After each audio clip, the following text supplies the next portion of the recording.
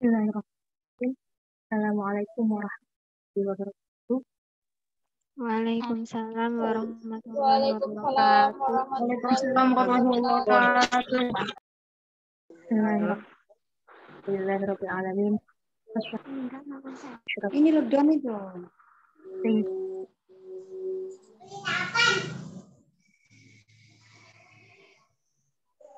Dan kami taklim santai.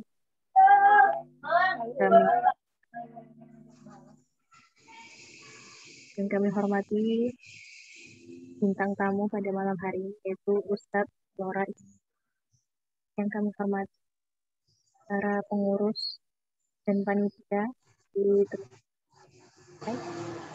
dan tentunya teman-teman sekalian serta dan taklim santai pada malam hari ini. Insyaallah dirahmati Allah Ta'ala. Amin. Oh, maaf, suara saya masih kecil. Oh? Halo. Kecil, Kak. Suaranya kecil. Putus-putus, Kak. Lumayan kecil, Kak. Jelas, Kak. Lanjutkan, Kak. Jelas, Oke. Kak. Sudah cukup jelas ya? Sekarang sudah cukup jelas ya? Oke. Alhamdulillah, senang sekali malam hari ini kita telah berkumpul meskipun dalam virtual, bersama-sama berniat untuk belajar. Tentunya semoga niat kita semua dicatat sebagai amal soleh oleh Allah Subhanahu wa Ta'ala. Amin. Kedua kalinya, sholawat serta salam semoga tak henti kita sampaikan, kita haturkan kepada junjungan kita Nabi besar Muhammad SAW, dengan harapan apapun niat yang kita lakukan, terutama dalam menuntut ilmu pada malam hari ini, bisa mengantarkan kerinduan kita kepada syafaat Nabi Muhammad SAW kelak di hari kiamat. Amin. Oke.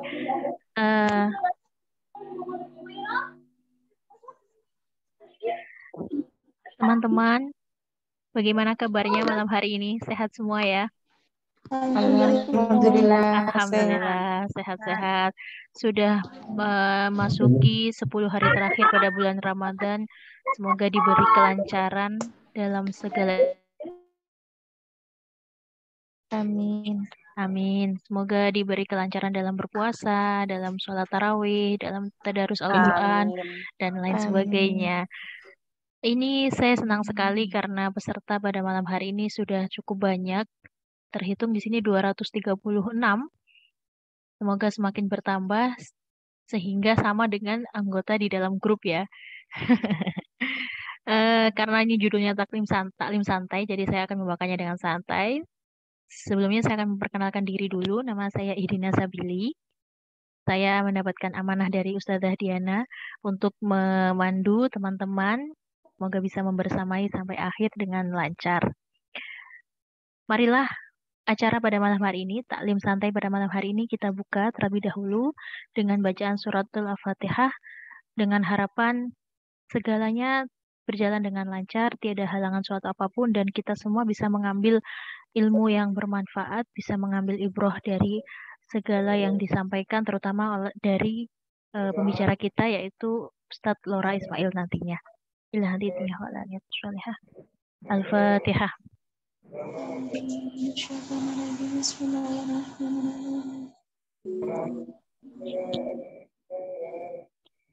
Amin ya rabbal alamin. Tiada kata berhenti dalam berdoa. Acara berikutnya yaitu sambutan.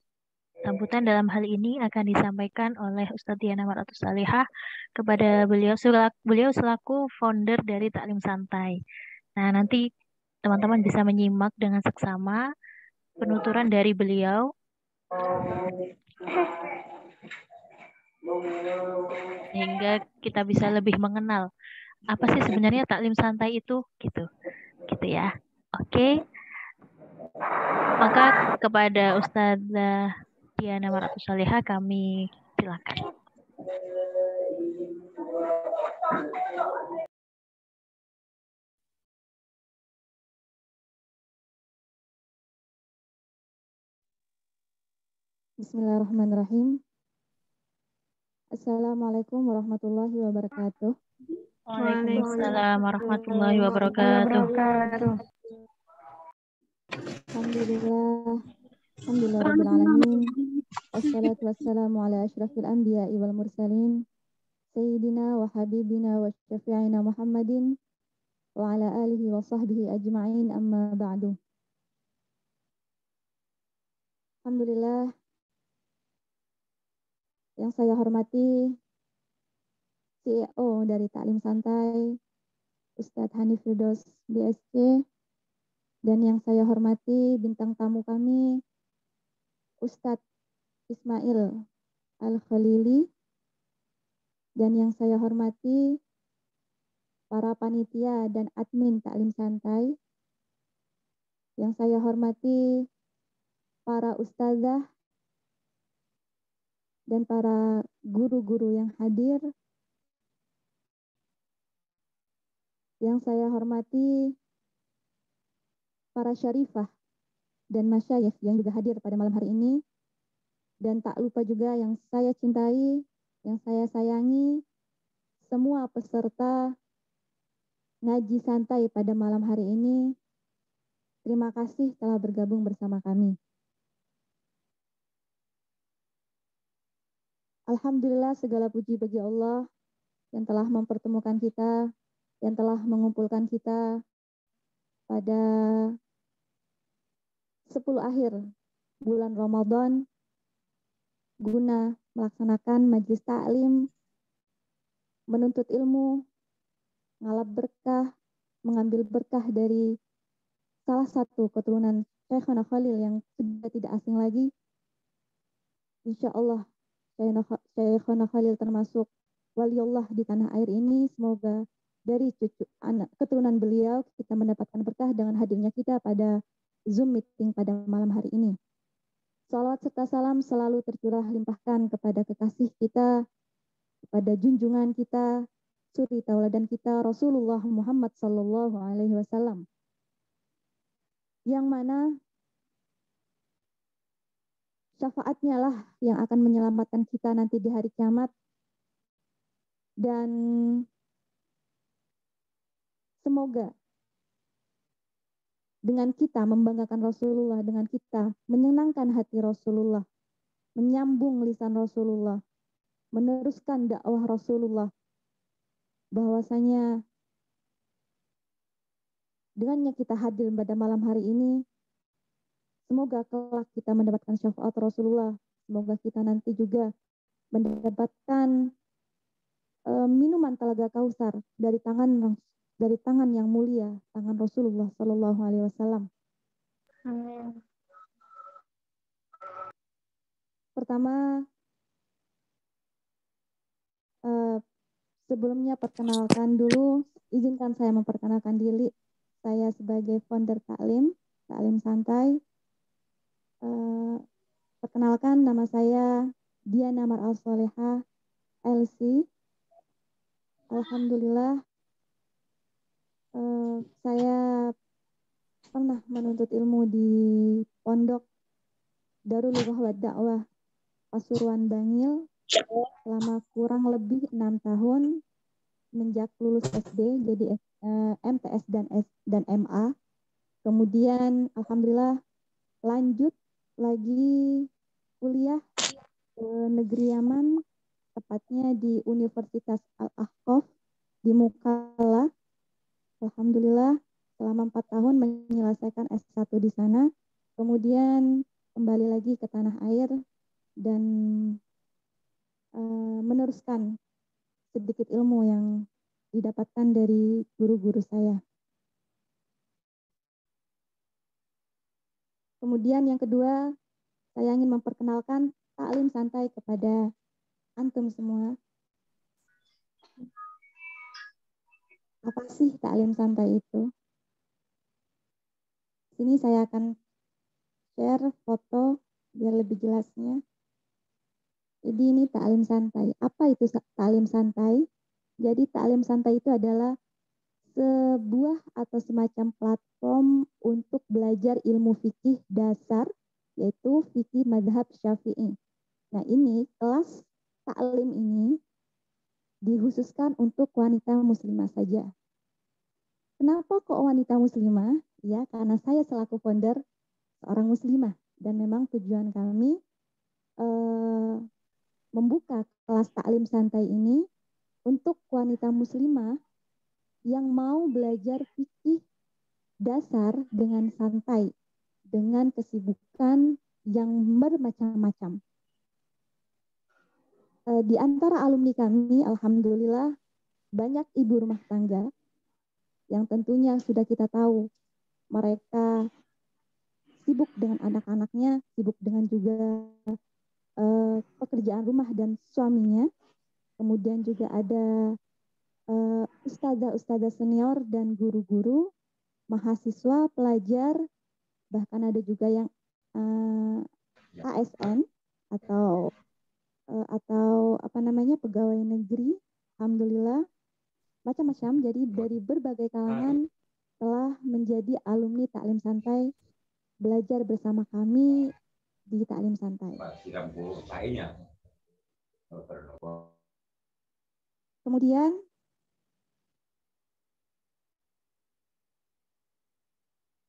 mulai kapan taklim santai ini didirikan?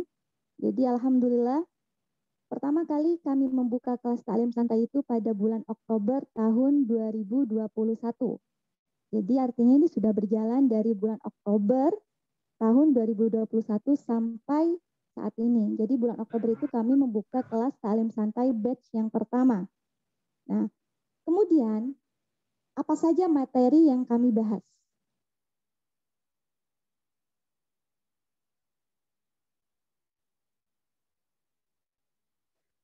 Jadi materi yang kami bahas itu adalah di batch yang pertama sampai batch yang kelima itu adalah tentang fikih haid, nifas, dan istihadah.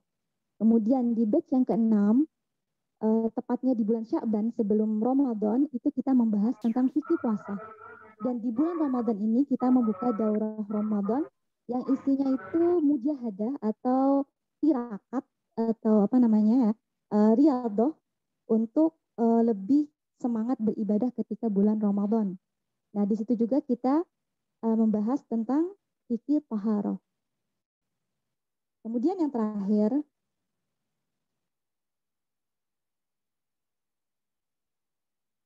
apa saja kegiatan taklim santai? Jadi alhamdulillah kami punya kegiatan. Jadi yang pertama kegiatan bulanan, seperti yang sudah dibahas yang tadi.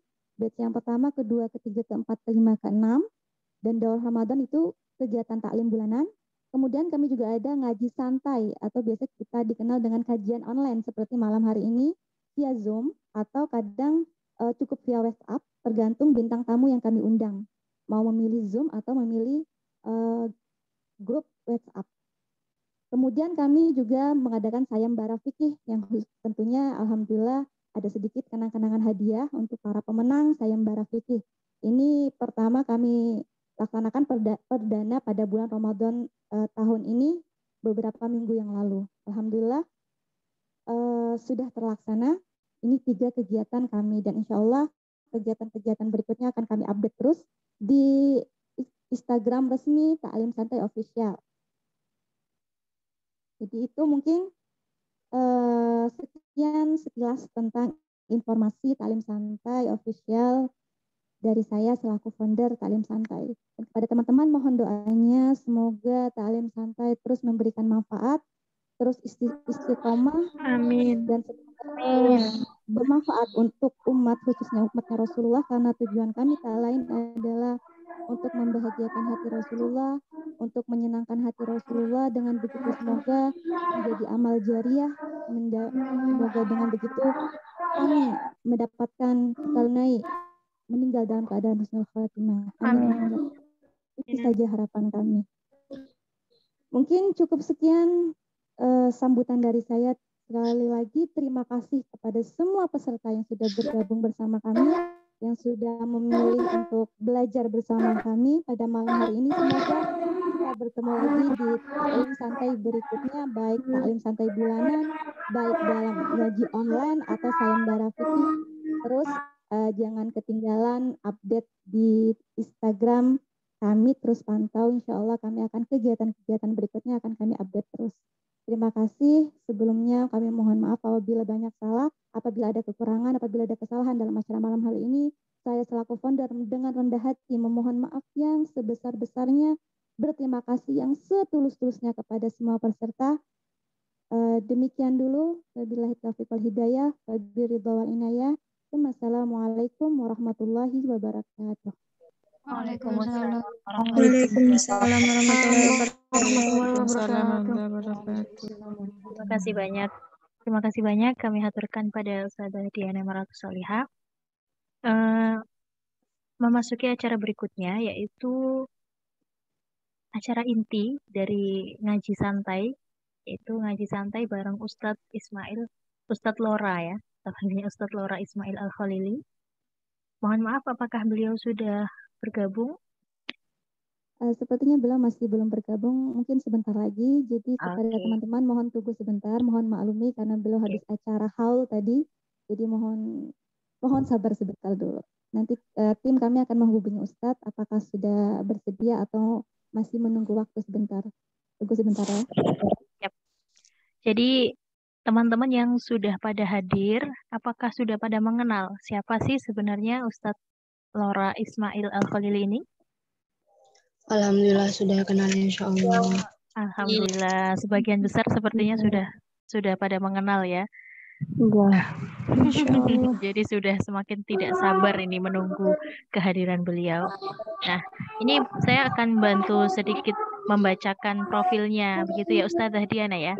Saya mohon izin bacakan sekelumit profilnya sambil menunggu kehadiran beliau, terutama untuk teman-teman yang mungkin belum mengenal, supaya lebih kenal, dan juga yang sudah tahu, sudah kenal, semakin akrab, semakin paham ya. Saya bacakan bionarasi beliau dari buku beliau yang terbaru. Beliau ini adalah Ismail Amin Khalil, atau yang biasa disapa dengan Ra Ismail. Ra Ismail diambil dari kata Lora, sebutan untuk anak kiai di Madura. Lahir di Bangkalan, Madura pada 17 November 1992, tepatnya di lingkungan Pondok Pesantren Al-Falah As-Salafi Al-Khalili Kepang, dari pasangan Kiai Haji Amin Khalil dan Nyai Hajah Syamsun Musyrikoh. Kiai Haji Khalil Yasin, kakeknya, merupakan cucu dari Maha Guru Ulama Indonesia dan inspirator berdirinya Nahdlatul Ulama, yaitu Syekhona Khalil bin Abdul Latif. Beliau, Lora Ismail, mulai memasuki dunia pesantren setelah lulus dari SDN Kemayoran 1 Bangkalan pada tahun 2004. Pondok pertama beliau adalah Pondok Pesantren Darul Falah Bangsri, Jepara, yang terkenal dengan metode amsilatinya, di bawah asuhan Abah Kiai Taufikul Hakim. Sejak di Jepara, beliau sudah terlihat menonjol dari segi keilmuan. Beliau sering dibawa oleh Kiai Taufik ke berbagai kota untuk mendemonstrasikan metode amsilati. Setelah 1,5 tahun mondok di Jepara, beliau melanjutkan petualangan ilmiahnya ke Pondok Pesantren Al-Anwar Sarang, asuhan Rembang, asuhan Kiai Haji Maimun Zubair. Di sana ia pernah menjabat sebagai Ketua Alfiah Ibnu Malik Studi Club, Ketua Musyawarah Fathul Qorib, dan istiqomah meraih bintang kelas setiap tahunnya. Subhanallah. Semasa mondok di Al-Anwar, ia juga sempat 2 kali menjadi juara di event lomba membaca kitab seprovinsi Jawa Tengah. Di waktu liburan pesantren bulan Ramadan, beliau juga pernah mengikuti Balah Ramadan di Kaliwungu, Kendal. Di sana, ia mengaji kepada Kiai Haji Salahuddin dan Kiai Haji Dimyati Rois pada tahun 2010, dan pada tahun 2011, ia juga pernah mengaji di bulan Ramadan kepada Kiai Haji Ahmad Barizi Fathullah Bulan Sampang. Pada tahun 2012, setelah beberapa bulan melalui masa karantina di Pondok Pesantren Az-Zahir Kraksan, ia akhirnya berangkat untuk melanjutkan petualangan thalabul ilmi ke bumi Seribu Wali Tarim, Hadramaut, Yaman. Tepatnya di Darul Mustafa, asuhan Habib Umar bin Hafid. Selama 6 tahun lebih di Tarim, ia pernah menjabat sebagai Ketua Persatuan Pelajar Madura di Darul Mustafa. Dan pada akhir tahun 2018, beliau pulang ke tanah air untuk menyebarkan ilmu yang selama ini dia dapatkan dari gurunya. Sekarang, Beliau aktif sebagai pengasuh Pondok Pesantren Al-Muhajirun Geger Bangkalan. Ia juga menjadi Dewan Pengajar di Majelis Rasulullah Korwil Bangkalan dan juga menjabat sebagai Khatib dari tim Turoth Syekhona Khalil Bangkalan yang terfokus untuk menggali lebih dalam sejarah dan karya-karya Syekhona Khalil. Beliau masih aktif berbagi ilmu dan pengalaman dalam berbagai seminar dan di akun-akun medianya. Instagramnya sudah pada follow semua ini kayaknya ya. Halo teman-teman. Ya. Halo. Alhamdulillah sudah, Kak. Alhamdulillah Sudah ada sudah. Ismail Al-Khalili ya. Facebooknya juga masih aktif. Tuh.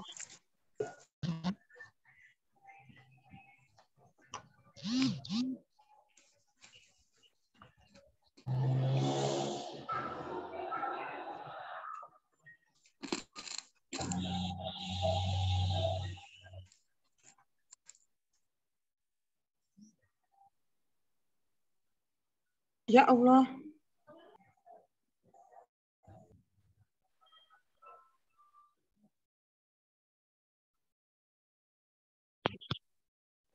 Oke, pada dari mana aja nih teman-teman nih asalnya? Dari Palembang. Wow, dari Palembang. Situ Bondo. Dari Medan. Dari Lumajang. Dari Subang. Situ Bondo. Alhamdulillah ramai sekali ya. Kak, ini kan untuk Ahwat aja ya. Tapi kok tadi ada ikhwannya, Kak? Oh iya, nanti supaya dibantu sama teman-teman panitia ya. Mohon maaf untuk teman-teman yang ikhwan. Sebenarnya ngaji santai ini khusus untuk akhwat ya. Mohon maaf sekali. Wah, ada yang dari Kairo Mesir juga. Ada dari Pasuruan, Aceh. Ini dari Sabang sampai Merauke ya sepertinya ya. Iya, Kak. Salam kenal semua. Salam kenal semuanya, ya benar. Oke, sepertinya Ustadz Lora Ismail sudah masuk ya. Teman-teman mohon maaf, mohon di mute semua ya. Tapi videonya boleh dinyalakan.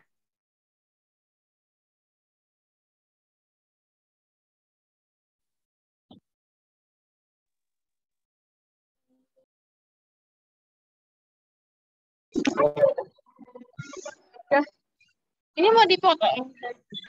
Enggak.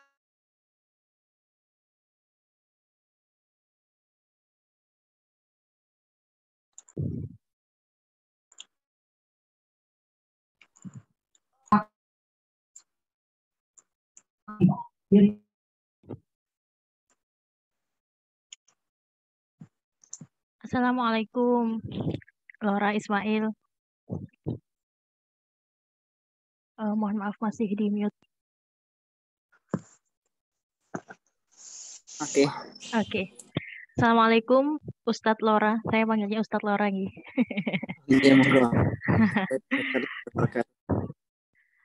Selamat datang di Taklim Santai. Kami tadi sudah memulai acara dari pukul 20 lebih 40 sekitar segitu. Tadi sudah ada sambutan dari Ustadzah Diana Mar'atus Sholihah selaku founder. Kemudian ada beberapa perbincangan santai sembari menunggu panjenengan. Mungkin langsung saja kami silakan kepada Lora untuk memulai paparannya, sekilas sharing dari pengalaman bagaimana sih Ramadan di Tarim gitu. Monggo. Assalamualaikum warahmatullahi wabarakatuh. Waalaikumsalam warahmatullahi wabarakatuh.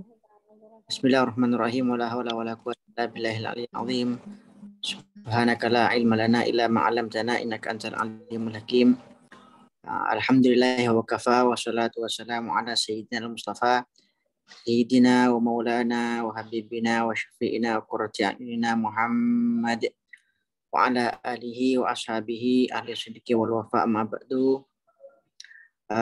Hadratal muhtaramat yang saya hormati, para guru, para ustazah, para bunyai, para ning, dan para sahabat ya, para saudari saya seiman seislam dari manapun panjenengan semua datang, panjenengan semua berada. Mudah-mudahan diberikan keberkahan yang sempurna dari Allah Subhanahu wa taala. Mudah-mudahan dikabulkan semua hajatnya ya, barakah syahr Ramadan.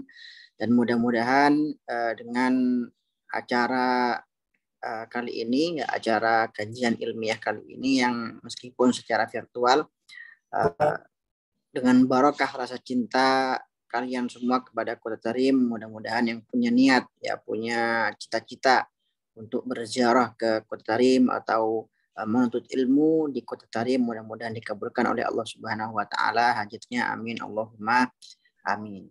Oke, langsung saja pada tema yang diamanai kepada saya pada malam hari ini, yaitu tentang Ramadan di Kota Tarim ya.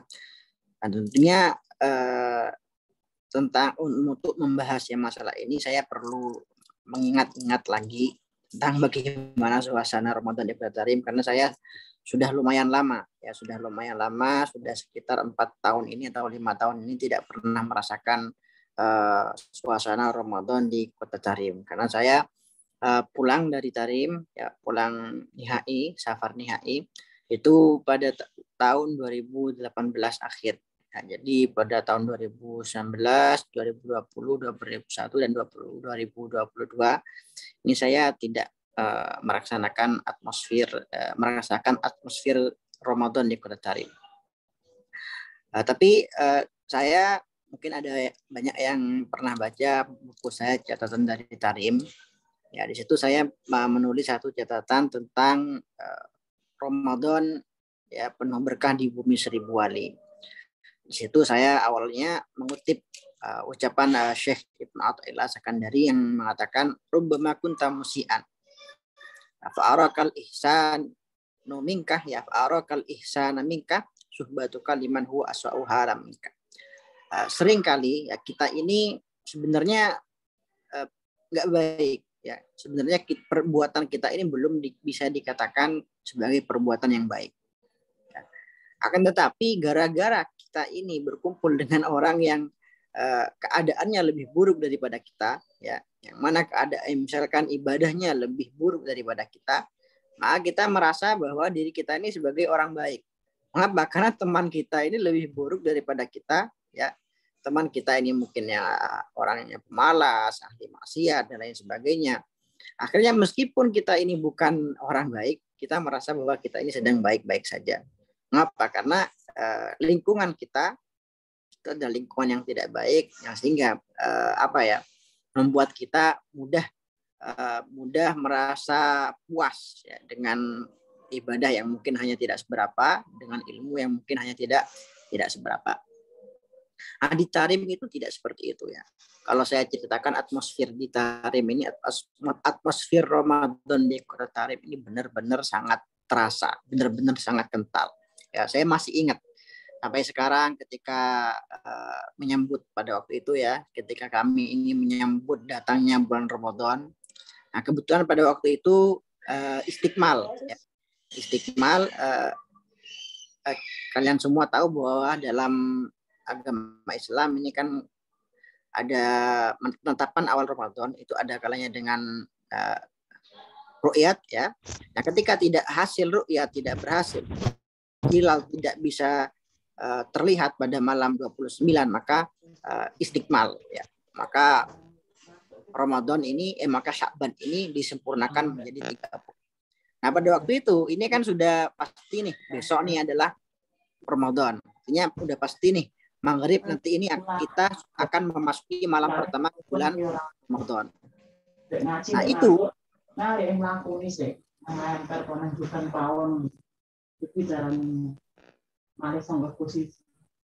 ada suara apa yang mungkin bisa dinetralkan?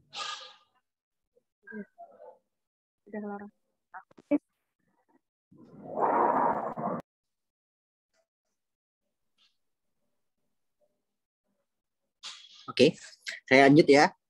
Itu saya pernah waktu itu ya, ketika menyambut bulan Ramadan itu sebelum masuknya waktu maghrib, beberapa saat sebelum masuknya waktu maghrib itu kami berkumpul semua di Mushola Ahlul Kisah ya. Juga di sana ada Habib Umar juga. Itu seakan-akan kami ini benar-benar akan menyambut seorang tamu yang sangat-sangat mulia, menyambut tamu yang sangat-sangat agung ya. Dan ketika azan maghrib ya, azan maghrib, kemudian setelah azan maghrib kami ini baca doa yang diulang-ulang di bulan Ramadan setiap waktu yang ditarim, itu asyhadu alla ilaha illallah astaghfirullah as'alukal jannata wa a'udzubika minan nar. Asyhadu alla ilaha illallah astaghfirullah as'alukal jannata wa a'udzubika minan nar. Asyhadu alla ilaha illallah astaghfirullah as'aluka ridhaka wal jannata wa a'udzubika minan nar. Allahumma innaka 'afuwun tuhibbul 'afwa fa'fu anna. Allahumma innaka 'afuwun tuhibbul 'afwa fa'fu anna.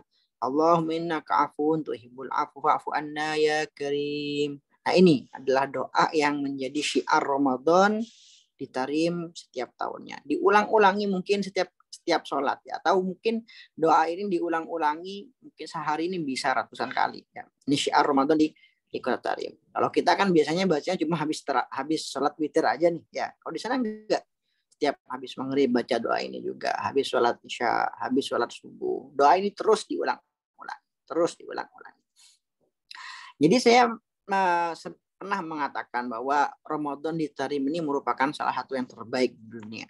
Ya, yang ada merupakan mungkin selain dari Ramadan di Mekah atau di Madinah, Ramadan di Tarim ini merupakan salah satu yang terbaik di dunia.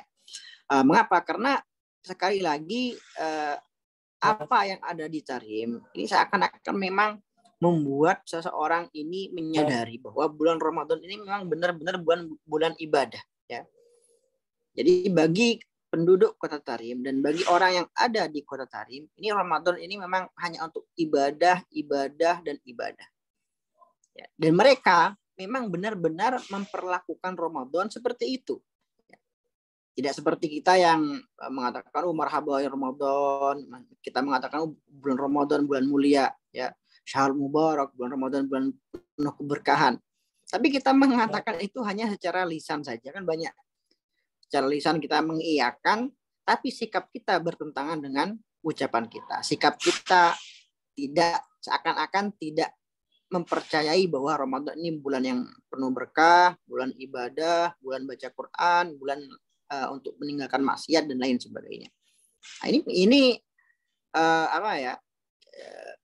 Apa kalau kita katakan haluhu yukadzib qaulahu ya, bahwa sikapnya itu mendustakan ucapannya sendiri ya. Dia mengatakan bulan Ramadan ini oke lah syahrul ibadah ya. Ramadan ini adalah bulan baca Quran. Bulan Ramadan ini bulan di mana Allah Subhanahu wa taala melipat gandakan pahala di dalamnya. Tapi sikapnya dia ini seakan-akan memperlakukan Ramadan seperti bulan-bulan biasa. Tidak ada yang istimewa di bulan Ramadan. Nah, di Kota Tarim ya, saya sekitar 6 tahun pernah merasakan Ramadan di Kota Tarim. Ini mereka itu ya, orang-orang Tarim ini, para habaib di Tarim ini benar-benar memaksimalkan semua potensi kebaikan yang ada di bulan Ramadan. Ya, saya ini sebutkan secara global ya, secara global apa saja yang kami lakukan di Tarim ketika bulan Ramadan. Ini dimulai dari waktu buka puasa nih. Okay. Buka puasa, nah, di situ baca doa, yang dibaca itu kan banyak riwayat, ya kan? Selama ini ada ustadz-ustadz yang mempermasalahkan doa buka puasa itu bukan Allahumma lakasumtu, katanya itu hadis dhaif. Doa buka puasa itu dhahaba dhama'u yang sahih katanya. Nah, itu di Tarim dibaca semua, bukan hanya Allahumma lakasumtu saja, bukan hanya dhahaba dhama'u saja, itu banyak sekali kan doa-doa buka puasa yang diriwayatkan dari Rasulullah Shallallahu Alaihi Wasallam. Oke, kita buka puasa takjil ya, kalau bahasa kitanya takjil dulu.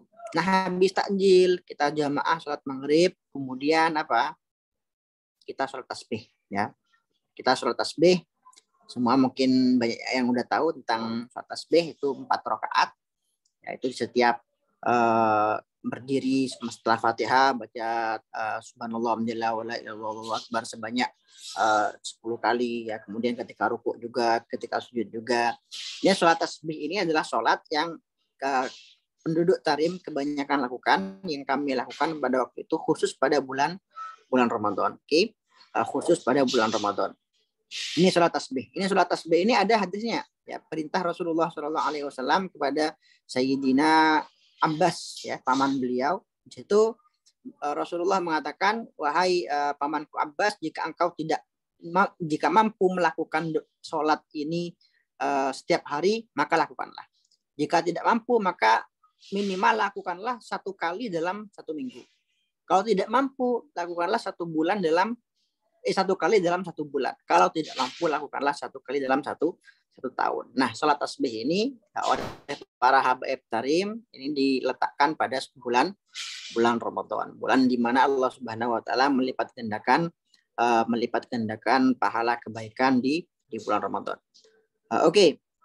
Setelah tadi itu sholat tasbih, habis itu kita makan makan malamnya. Ya, kan takjil udah tadi. Takjil, sholat tasbih, kemudian asyaknya, makan malamnya. Nah, setelah itu kami istirahat sebentar. Nah, habis itu kita sekitar, kalau di Darul Mustafa di Pondok Habib Umar itu sekitar jam 8:30 waktu tarim itu dimulai sholat tarawih. Nah, ini perlu diketahui bahwa di tarim ini mungkin ya saya bisa katakan satu-satunya kota di dunia yang punya sistem tarawih estafet. Maksudnya gimana? Di tarim ini sampean ya, antum mau tarawih kapanpun bisa. Jadi sistem estafetnya seperti ini. Karena di tarim ini Mbak, itu masjidnya, ya, ada yang mengatakan di tarim ini ada masjidnya ada sekitar 365. Ya, sesuai dengan hitungan hari dalam 1 tahun. Itu dulu, nggak tahu sekarang sudah berapa, mungkin hampir mencapai 1000. Ini kota tarim, ini kota kecil loh ya. Kota setingkat mungkin kita katakan kalau di Indonesia ini tingkat kecamatan mungkin. Tarim itu nggak besar, tarim itu kecil. Ya, tidak sebesar yang kita bayangkan. Di tarim ini setiap mungkin kita melangkah beberapa langkah ada masjid. Ya, beberapa meter lagi ada masjid. Ya, ada masjid. Nah, di sana masjid-masjid itu menerapkan sistem estafet. Oke. Jadi kita bisa mendengar suara azan mungkin setiap setengah jam sekali. Ada suara azan masjid ini. Jadi ada yang sholat tarawihnya awal jam 7 ya sampai jam 7:30 ya. Habis itu ada juga yang dari 7:30 sampai jam 8. Ada juga yang mulai 7:30 sampai jam 9. Jam 8 sampai jam 8:30 sampai akhirnya terakhir itu tarawih di Masjid Jami. Itu jam 2 ya waktu tarim. Jam 2 waktu tarim itu sampai jam 2:30. Itu sholat terakhir di tarim. Jadi terserah orang di situ mau tarawih 1 kali, mau tarawih jam 8 bisa, mau tarawih jam 9 bisa, mau tarawih nanti jam 2 pagi ya juga bisa. Ataupun seperti yang dilakukan banyak habaib di tarim, mau tarawih 100 rakaat pun juga bisa. Ya dengan cara tadi ya tarawihnya pindah-pindah, loncat-loncat dari masjid satu ke masjid yang lain, dari masjid satu ke masjid yang lain. Itu yang dilakukan oleh banyak sekali para habaib yang di sana. Bahkan para habaib yang usianya sudah sangat sepuh sekali seperti Habib Ali Masyhur, Habib Salim Asyatiri yang pakai kursi roda, ya Habib Umar juga. Dan kami ini biasanya loncat dari satu masjid ke masjid yang lain ini ketika di 10 malam terakhir. Di 10 malam terakhir. Kami para pelajar Darul Mustafa. Oke. Di Darul Mustafa ini, saya ini mau menjelaskan tarawih di Darul Mustafa. Itu sholat tarawihnya mungkin bisa dikatakan paling lama di tarim. Karena apa? Karena setiap tarawih itu Habib Umar baca sekitar 2 juz atau lebih. Ya. Dibaca 2 juz atau lebih itu hatam pada tanggal 17 Ramadan. Itu hatam pada tanggal 17 Ramadan. Nah itu meskipun seperti itu ya, meskipun tarawihnya itu biasanya mulai jam 8:30, selesai tarawih itu sampai semua sama pujian-pujiannya sama sholawat-sholawatnya itu setengah 11 ya, sekitar berapa 3 jam ya, sekitar 3 jam. Meskipun seperti itu coba ya kalau bayangkan kalau ada orang tarawih kayak gitu di Indonesia, mungkin jemaahnya mungkin 1-2 orang ya, 1, 2, 3. Dan di masyarakat kita yang paling digemari kan makin cepat tarawihnya makin banyak jemaahnya. Tapi di sana enggak ya. Darul Mustafa ini setiap malam mungkin hampir full ya dengan jamaah. Padahal Habib Umar bacanya setiap malam 2 juz atau lebih. Itu. Dan Habib Umar ini ketika membaca Al-Quran itu penuh dengan penghayatan ya, ditadabburi. Seringkali beliau satu ayat diulang-ulangi, satu ayat diulang-ulangi. Itu.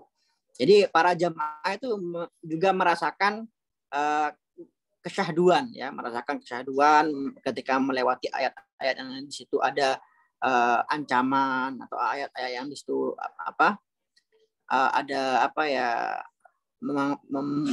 membuncahkan atau menguatkan harapan kita kepada Allah Subhanahu wa taala. Intinya kita diajak oleh Habib Umar dengan cara baca beliau itu untuk bukan hanya mendengarkan Al-Qur'an tapi juga mentadabburi makna-makna Al-Qur'an. Oke. Habis sholat tarawih itu gak langsung pulang kita, maksudnya gak langsung selesai. Habis sholat tarawih itu ada pujian-pujian ya, ada qasidah-qasidah yang mana di situ isinya adalah untuk membuat kita semakin semangat di setiap malam bulan Ramadan. Ada juga qasidah-qasidah pujian untuk Nabi Muhammad SAW. Pokoknya tarawih semuanya sama pujian-pujiannya itu sama qasidah-qasidahnya itu, yaitu selesai jam 11:30 ya, selesai jam 11:30. Nah habis itu yang mau istirahat, yang mau mungkin ngelanjut tarawih ke masjid lain juga bisa, tapi itu biasanya kami lakukan di 10 malam terakhir. Nanti sebelum sahur jam 2:30 itu kita sholat witir lagi. Sholat witirnya 2 kali. Tadi setelah tarawih sholat witirnya 3 rakaat. Nah, ketika nanti waktu sahur kita nambah lagi jadi nambah 8 rakaat. Ya. Jadi ketika bulan Ramadan kita ini di sana witirnya ini sempurna 11 rakaat. Karena 11 rakaat ini adalah bilangan witir paling maksimal ya. Nggak boleh witir ini lebih dari 11 rakaat. Nah, habis itu kami baca zikir ya, habis itu baca zikir tahajud ya, sebelum zikir waktu tahajud. Setelah itu habis sholat kita jamaah subuh, habis jamaah subuh itu kajian ya. Habis jamaah subuh itu kajian, bukan hanya santri saja yang hadir. Itu hampir dari seluruh penjuru tarim itu hadir ke Darul Mustafa. Itu makanya Darul Mustafa ketika setiap pagi di bulan Ramadan habis subuh itu full dengan sepeda motor berjejeran di depan Darul Mustafa. Itu untuk menghadiri, mereka penduduk tarim menghadiri kajian tafsir ya yang diasuh oleh Habib Umar bin Hafid hafizahullah taala. Nah, setelah itu setelah terbitnya matahari, acara pengajiannya selesai. Nah, baru setelah itu kita sholat 2 rakaat, sholat duha 2 rakaat. Nah, mulai saat itu, mulai dari terbitnya matahari sampai jam 12 siang, itu tarim seakan-akan menjadi kota mati. Ya, itu sepi, semuanya sepi. Ya, karena istirahat ya, para penduduknya istirahat. Malam harinya ini full dengan ibadah. Nah, pagi harinya ini sampai jam 12 itu waktu untuk istirahat ya. Tentunya dengan niat tidur ini kita jadikan sebagai sangu kita ya, yang untuk menguatkan kita untuk beribadah di malam-malam hari bulan Ramadan. Nah, habis zuhur itu biasanya diisi dengan baca Quran hizib ya. Secara berhalakoh muter gitu, gantian baca Qurannya. Habis itu sampai waktu asar baca Qurannya. Habis itu ba'da asar pengajian kitab Habib Umar yang diasuh oleh Habib Umar. Setelah itu selesai kajian mungkin jam 5 sore. Setelah itu waktu istirahat sambil menunggu waktu buka puasa. Itu secara global ya apa yang kami lakukan di tarim ketika bulan Ramadan. Apalagi ketika Ashul Awakhir ya, jangan ditanyakan di tarim ini ketika Ashul Awakhir benar-benar meriah sekali ya. 10 malam terakhir yang dikatakan oleh Rasulullah SAW sebagai atau sebagai malam-malam paling mulia di bulan Ramadan, karena kita tahu bahwa Rasulullah SAW ini di bulan Ramadan ya semangat ibadahnya sangat kuat melebihi bulan-bulan yang lain. Dan di 10 malam terakhir bulan Ramadan ya beliau lebih semangat beribadah daripada malam-malam yang lain. Oleh karena itu para ulama kita kebanyakan mengatakan bahwa Lailatul Qadar itu jatuhnya pada salah satu 10 malam terakhir. Nah itu di Tarim ketika 10 malam terakhir itu ada tradisi namanya tradisi khatam Quran. Nah tradisi khatam Quran ini dilaksanakan di masjid-masjid yang sudah masyhur di Tarim ya. Dan khatam ini dilaksanakan pada malam-malam ganjil. Dan yang menghadiri ribuan orang ya. Ribuan orang yang hadir setiap kali ada khatam Quran, misalkan pada malam 21 nih. Pada malam 21 ini jadwalnya Masjid As-Segaf. Itu Masjid As-Segaf itu mungkin kalau kita lihat di Indonesia itu besarnya sama seperti musola, enggak seperti masjid. Tapi yang hadir khatam Quran ya tarawih di Masjid As-Segaf, kemudian hadir khatam Al-Quran ya. Di sana itu Masya Allah mungkin ribuan sampai di gang-gang itu semuanya penuh dengan jamaah. Nah, itu di Masjid As-Segaf ini setelah dibangun oleh Al-Imam Abdurrahman bin Muhammad As-Segaf, moyang ya dari para habaib bermarga As-Segaf, itu memang terkenal sebagai sebagai masjid yang mencetak banyak sekali para hafid Al-Quran. Bahkan Habib Umar sering menceritakan kepada kami di Tarim ini beliau pernah tahu ada satu orang ummi ya, yang nggak bisa baca, nggak bisa menulis, tapi bisa hafal Quran. Lah kok bisa? Ya katanya orang ini setiap hari hadir hizib ya, hizib atau kita bahasanya tadarusan secara keliling halaqah. Itu setiap hari hadir hizib mendengarkan orang murajaah Al-Quran. Ya, setiap hari seperti itu sampai akhirnya dia bisa juga hafal Al-Quran hanya dengan mendengarkan. Ini Masya Allah. Dan pendiri Masjid As-Segaf ini, Al-Imam Abdurrahman As-Segaf, Habib Umar katakan, nah ini perlu buat para teman-teman mungkin untuk menambah motivasi kita di bulan Ramadan di dalam membaca Al-Quran, memperbanyak membaca Al-Quran. Habib Umar sering kali menceritakan kepada kami bahwa seperti Imam Syafi'i. Ya, Imam Syafi'i ini ketika di luar bulan Ramadan bisa menghatamkan Al-Quran 1 kali per hari. Tapi ketika masuk bulan Ramadan, Imam Syafi'i ini bisa menghatamkan Al-Quran 2 kali. 1 hari di waktu siang, 1 hari di waktu malam. Berarti kalau digabungkan, Imam Syafi'i ini selama 1 bulan Ramadan bisa menghatamkan Al-Quran 60 kali. Ya, ini Imam Syafi'i. Nah, ada juga yang lebih banyak dari Imam Syafi'i, yaitu pendiri masjid ini, Imam Abdurrahman bin Muhammad As-Segaf. Itu dikatakan oleh Habib Umar, beliau ini bisa menghatamkan Al-Quran 4 kali di waktu siang, 4 kali di waktu malam. Bayangkan, ya, berarti setiap hari di bulan Ramadan bisa menghatamkan Al-Quran 8 kali. Nah, kata Habib Umar, ada juga yang lebih banyak dari itu, yaitu seorang Habib dari Hadramut yang bernama Habib Muhammad bin Shalih Al-Attas. Itu beliau bahkan bisa menghatamkan Al-Quran 8 kali di waktu siang, 8 kali di waktu malam. Bayangkan, setiap hari 16 kali hataman. Dikali 30, coba berapa itu? Sekitar 480 ya. Sekitar 480. Nah, ini ada datanya ya, seperti kalau kita baca kitab At-Tibyan, Imam Nawawi itu menuliskan ada seorang tabi'in bernama Mansur ibn Zadan, itu bisa menghatamkan Al-Quran, bayangkan, di antara waktu maghrib dan isya. Ya, bisa menghatamkan Al-Quran di antara waktu maghrib dan isya. Itu mungkin nggak sampai 1 jam, atau sekitar 45 menit.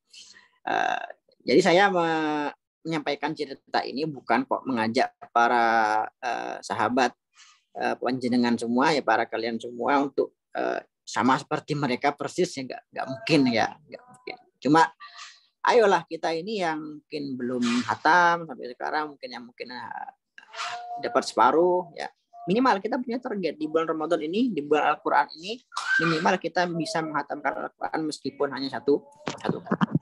Itu terakhir ya. Saya itu kan di tulisan saya tentang Ramadan di Kota Tarim. Itu kan saya pernah menceritakan kalau saya itu pernah ngajak bentar dulu ya. Bentar dulu, Pak. Bentar, saya tinggal bentar ya. 1 menit aja. Bisa kampung Isa.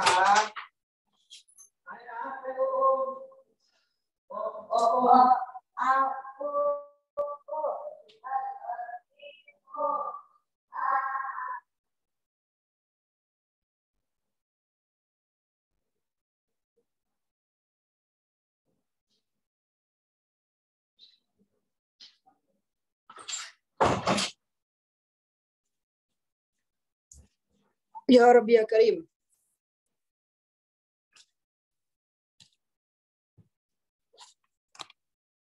Oke. Jadi intinya tadi sudah saya katakan Ashul Awakhir ya. Ashul Awakhir di Tarim ini benar-benar hidup sekali. Setiap malam ganjil ada acara atau event khatam Quran di masjid-masjid yang masyhur di Kota Tarim. Dan sekali lagi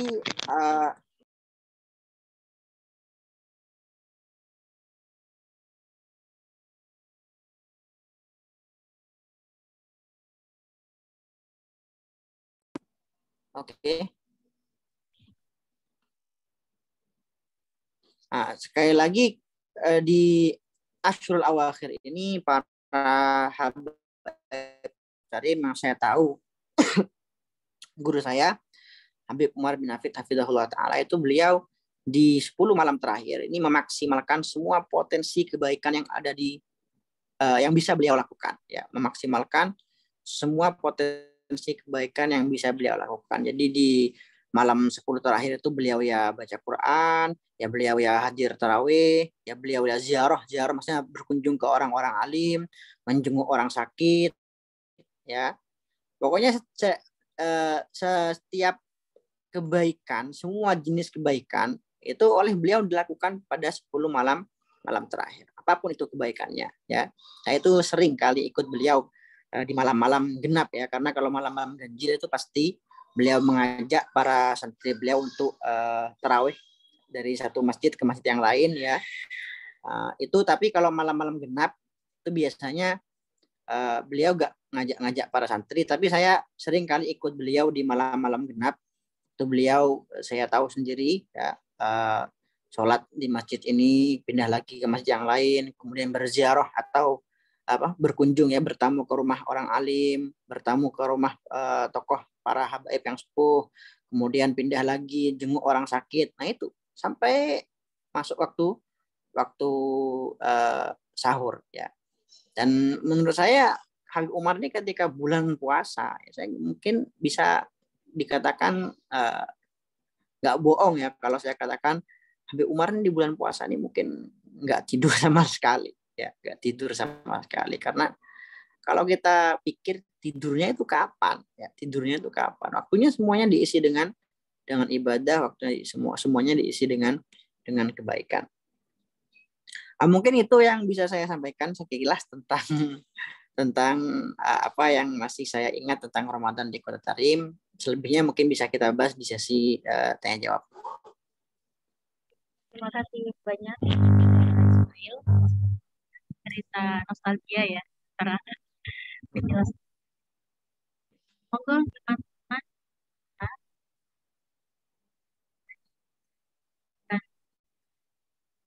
tanya.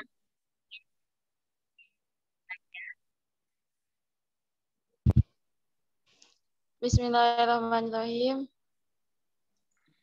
Assalamualaikum warahmatullahi taala wabarakatuh. Waalaikumsalam warahmatullahi. Begini, Laura, Gus Ustadz Ismail Al-Khalidi. Dari tadi kan atau bahkan sering kita dengar cerita-cerita tentang Kota Tarim. Sering nih lihat di video-video itu kebanyakan nih para kaum adam.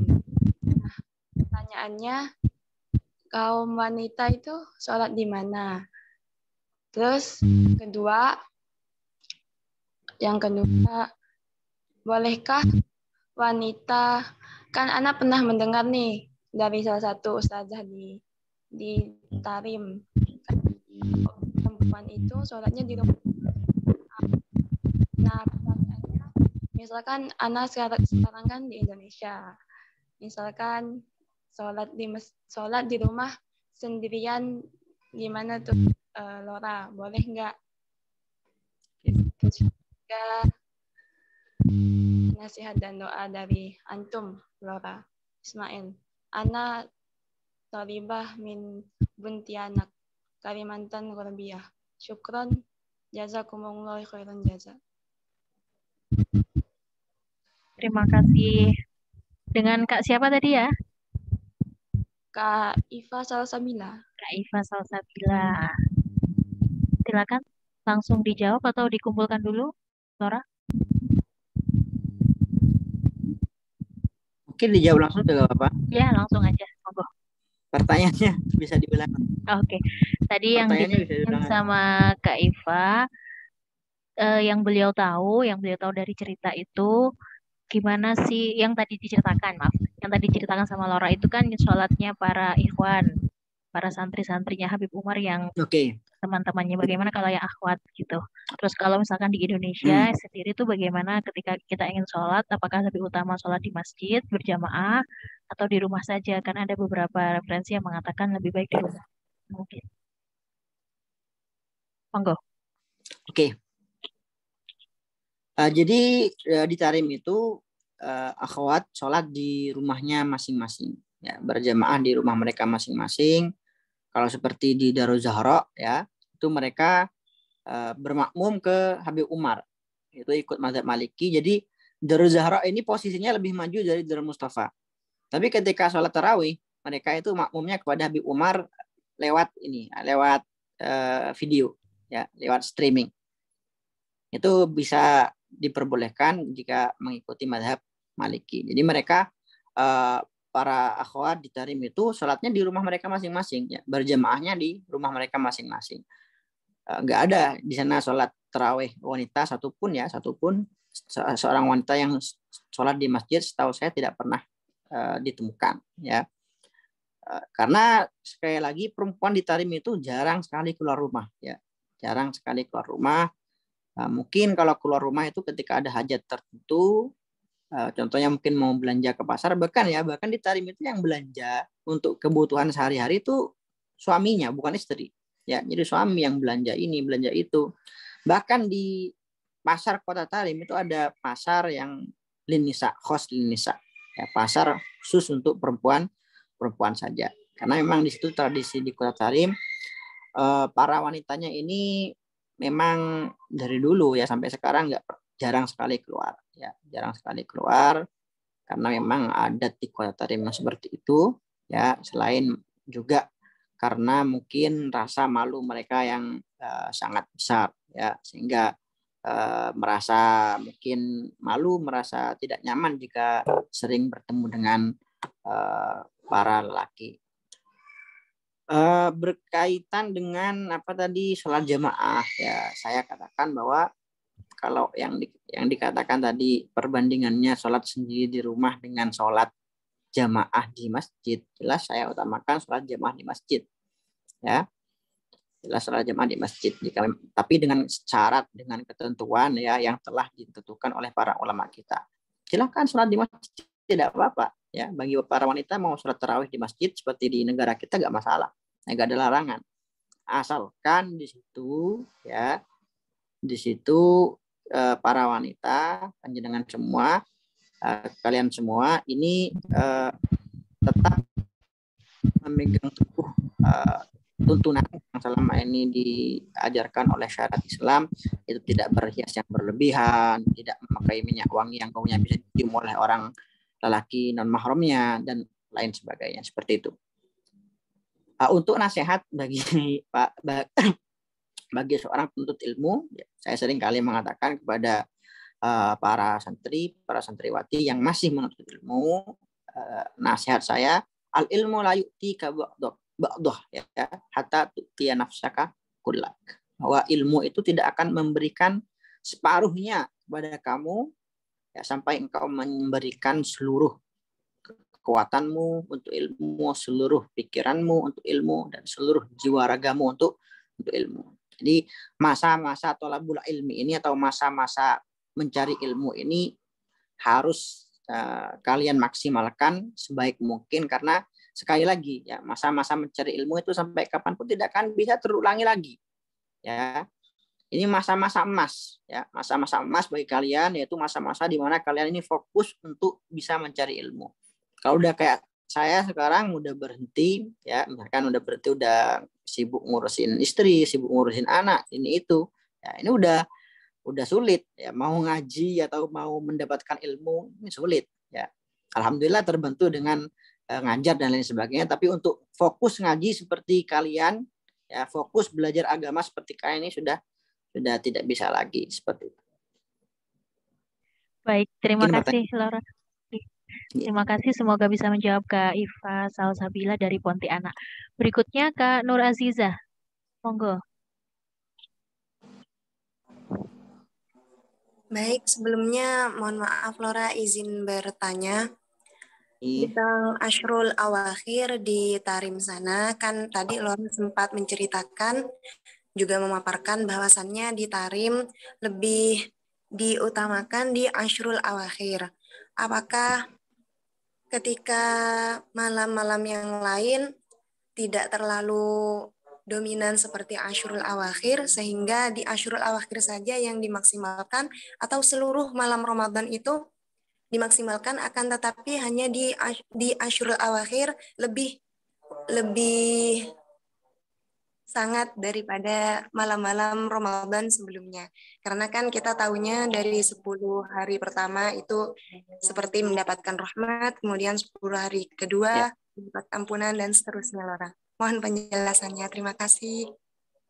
Baik, terima kasih Kak Nur Azizah. Monggo, Laura, tentang 10 hari terakhir. Ini para habaib di Kota Tarim, para guru kita di Kota Tarim itu persis sekali seperti apa yang dikatakan oleh para sahabat ya, ketika menceritakan tentang Rasulullah SAW, bahwa Rasulullah SAW itu yajtahidu fi Ramadan wa la yajtahidu fi ghairihi ya, berijtihad atau semangat ya dalam ibadah di bulan Ramadan melebihi bulan-bulan yang lain. Wajtahidu fil ashril awakhir minhu ya ma la yajtahidu fi ghairiha. Dan Rasulullah SAW ketika masuk 10 malam terakhir ini ibadahnya semakin ditambah ya, semakin semangat daripada malam-malam yang lain di bulan Ramadan. Jadi kalau dikatakan bahwa malam-malam yang lain ini para guru kita di sana santai-santai saja, enggak ya. Sekali lagi bulan Ramadan di sana itu yang benar-benar istimewa, benar-benar hidup di sana ya, dan mereka benar-benar melakukan Ramadan ini sebagai bulan ibadah ya. Mereka secara ucapan dan secara perilaku benar-benar memperlakukan Ramadan ini sebagai bulan ibadah, bulan Al-Qur'an, bulan puasa, dan bulan-bulan lain ya, bulan nama yang lain. Karena sekali lagi ya, Rasulullah SAW itu memberikan Ramadan ini banyak nama ya. Kata Rasulullah, Ramadan ini adalah syahrul Siam, jelas bulan puasa. Kemudian beliau katakan Ramadan ini adalah syahrul muwasah. Ini penting sekali, banyak yang tidak tahu. Ya, Rasulullah SAW menamakan Ramadan ini sebagai bulan al-muwasah, bulan di mana kita berbagi kepada orang lain. Yaitu berbagi ilmu, berbagi rezeki, mungkin berbagi makanan. Oleh karena itu, ini sering kali disampaikan oleh guru saya Habib Umar. Beliau menukil satu hadis, di situ mengatakan manfaat toroso iman min malin halalin, barang siapa yang memberikan buka puasa bagi orang yang berpuasa dari harta yang halal ya, salat alaihil malaikah layali Ramadan, maka para malaikat akan senantiasa mendoakannya di malam-malam bulan Ramadan. Wa safahu Jibril lailatul qadri, dan malaikat Jibril akan menjabat tangannya di malam Lailatul Qadar tanpa ia sadari. Ya, wa man safahu Jibril raqqa qalbuhu wa kasra dam'u, dan barang siapa yang disalami ya, disentuh tangannya oleh malaikat Jibril di malam Lailatul Qadar, maka tandanya hatinya akan semakin lembut dan dia akan mudah menangis ya. Jadi dari hadis ini bisa kita simpulkan salah satu orang yang punya potensi paling besar di dalam mendapatkan Lailatul Qadar adalah orang yang sering memberikan buka puasa, berbagi rezeki ya bagi orang-orang yang berpuasa. Jadi jawabannya adalah para penduduk Tarim ya, para habaib di kelas Tarim sangat bersemangat dalam beribadah di bulan Ramadan, akan tetapi ketika masuk 10 malam terakhir, 10 malam paling mulia di bulan Ramadan, ini mereka nambah gitulah. Ya, semakin menambah semangat mereka, semakin menambah ibadah mereka di bulan Ramadan. Bahkan ini ada cerita yang cukup unik ya. Itu ya Rabbi Karim pengarang Sulam Taufik Al-Habib Abdullah bin Husain bin Tahir. Ini salah satu kitab yang paling viral ya di Indonesia, di ma'had kita, di pondok-pondok kita. Selain Safinatul Najah, itu kan ada Sulam Taufik. Itu pengarangnya Al-Habib Abdullah bin Husain bin Tahir. Itu beliau sebelum bulan Ramadan ini seringkali mengumpulkan para putra-putrinya. Kemudian bertanya kepada putra yang satunya, kamu nanti di bulan Ramadan mau beribadah apa? Targetnya kamu apa? Tanyakan lagi ke putra yang lain, targetnya kamu nanti di bulan Ramadan apa? Ya. Nah, ketika para putra-putrinya itu sudah menyebutkan target mereka masing-masing di bulan puasa, beliau ini menangis. Ya, Habib Abdullah bin Husain bin Tahir ini menangis. Mengapa? Katanya, saya ini gimana ya? Saya ini sama sekali nggak bisa nambah apapun di bulan Ramadan. Mengapa? Karena di luar bulan Ramadan ibadah beliau ini sudah full, ya. Ibadah beliau ini sudah full. Jadi ketika bulan Ramadan beliau ini bingung, ini saya mau nambah apa lagi gitu. Katanya. Mungkin ada di antara kalian yang mau menghadiahkan waktunya buat saya. Ini kata Habib Abdullah bin Husain bin Tahir. Mungkin itu yang bisa saya jawab. Dan Baik. pertanyaan lain. Terima kasih. Berikutnya kepada Kak Nailil. Halo. Assalamualaikum warahmatullahi wabarakatuh. Izin bertanya, Lora. Jadi yang tadi terkait sholat witir, itu kan saya pernah mendengar bahwa katanya dalam satu malam itu nggak boleh 2 kali ya. Nah, misalkan itu kan digabung tuh melanjutkan rakaatnya. Nah, itu niatnya bagaimana, Lora? Mohon penjelasannya. Terima kasih. Oke. Ini mungkin banyak yang bertanya ya. Tadi kan saya juga menjelaskan witir itu bukan witir. Sebelumnya saya mau membahas tentang tarawih. Tarawih di Tarim itu kan ada yang para habaib kita setiap malam tarawihnya 100 rakaat ada. 120 rakaat ada ya. Dengan cara tadi pindah dari satu masjid ke masjid yang lain, pindah lagi ke masjid yang lain, pindah lagi ke masjid yang lain. Dan itu apa ya? Normal bagi mereka. Maksudnya itu sudah hal yang wajar dilakukan oleh mereka setiap bulan Ramadan. Nah, tarawih itu kan 20, ya kan? Tarawih itu kan 20 rakaat menurut kita. Nah, kalau lebih dari itu, apa niatnya? Itu para banyak opsi ya. Bisa diniati sholat sunnah mutlak bisa ya. Bisa juga diniati sholat qodok tarawih juga bisa, ya kan? Qodok tarawih kan kita nggak mungkin lah yang punya tarawih mungkin tarawihnya full 1 bulan penuh 20 rakaat ini jarang-jarang ya. Itu diniati sholat qodok tarawih juga bisa. Ini terkait dengan tarawih. Kalau masalah sholat witir itu memang ada satu hadis yang seakan-akan melarang bahwa tidak ada 2 witir dalam satu malam. Ya, seakan-akan Rasulullah SAW melarang untuk melakukan 2 witir dalam satu malam. Tapi setahu kami itu ada sebagian ulama seperti Ibnu Hajar Al-Haytami itu yang memperbolehkan ya. Yang memperbolehkan cara seperti itu, intinya kita sholat 3 dulu ya. Kita sholat 3 dulu, habis itu nanti kita tambah 8, jadinya kan jadi berapa? Jadi 11 kan? Itu jadi 11. Dan ini yang sering dilakukan oleh sebagian orang, ini kalau mereka nggak sholat nambah lagi 8 rakaat di akhir malam, itu misalkan gini nih, misalkan sholat satu masjid, dia sudah witir 3 rakaat kan, pindah ke masjid yang lain, otomatis dia kan sholat witir lagi, nambah berapa? nambah 3 rakaat. Ini kan jadinya genap apa ganjil? Genap. Genap. Ya kan? Nah, untuk mensiasatinya di masjid yang kedua itu ya, itu ketika sudah imam salam, dia nambah 1 rakaat lagi. Ya, biar apa? Biar witirnya jadi ganjil seperti itu. Dia nambah 1 rakaat biar witirnya jadi ganjil. Itu yang saya lihat dari banyak orang di Tarim seperti itu. Mereka paham kalau melakukan 2 witir ini kan nanti kan udah gak jadi ganjil lagi nih, jadinya genap. Nah, itu solusinya adalah menambah 1 rakaat biar semuanya totalnya jadi ganjil. Jadi 7, bukan jadi 6. Maaf Laura, jika misalkan itu berlaku bagi kita yang di Indonesia gitu. Maksudnya kita melakukannya itu munfarid gitu, nggak berjamaah gitu. Nggak masalah. Ya, nggak masalah. Mau nambah lagi sholat 3 rakaat di masjid, kemudian nambah lagi nanti malam ketika tahajud 8 rakaat, nggak masalah. Kalau niat berarti tetap sholat witir, ya. Nah, terima kasih. Oke.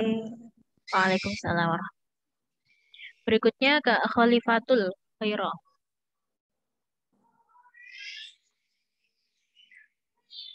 Baik, terima kasih Mbak.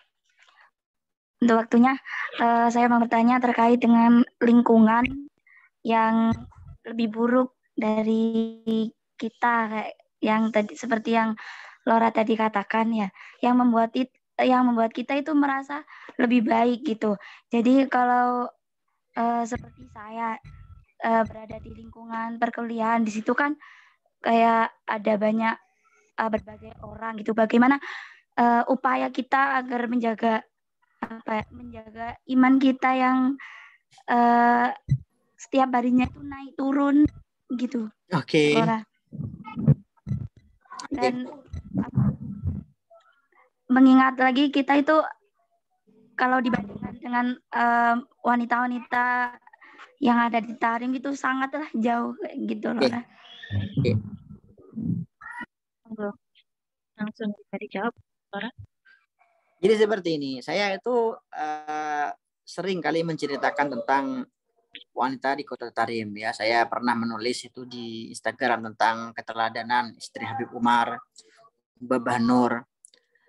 Itu sebenarnya ketika saya menceritakan cerita itu, saya tidak tidak sedang berusaha untuk menjadikan para wanita di Indonesia, termasuk kalian semua, itu sama persis 100% seperti para wanita Tarim. Itu menurut saya nggak bisa ya, dan mungkin kurang cocok juga karena setiap daerah ini punya adat, punya tradisi masing-masing ya, punya kebiasaan masing-masing. Contoh di Tarim, saya kan pernah menceritakan itu di tulisan saya. Di Tarim ini saking malunya para wanita Tarim itu mereka sampai nggak mau nama mereka ini dibaca oleh lelaki yang bukan mahramnya. Ya, nggak mau menampilkan nama asli mereka. Jadi mereka kalau nyantumkan nama seperti contohnya ketika istri Habib Umar, Babah Nur ini safari dakwah ke Indonesia, itu kan yang dicantumkan adalah nama lakob beliau ya, Ummu Salim ya, Ibu Salim, ibu dari Salim, nggak mencantumkan nama asli beliau. Ya, itu kalau kita lakukan di Indonesia itu kan sangat-sangat sulit mungkin ya, sangat-sangat sulit. Jadi yang kita ambil apa? Sifat malunya ya.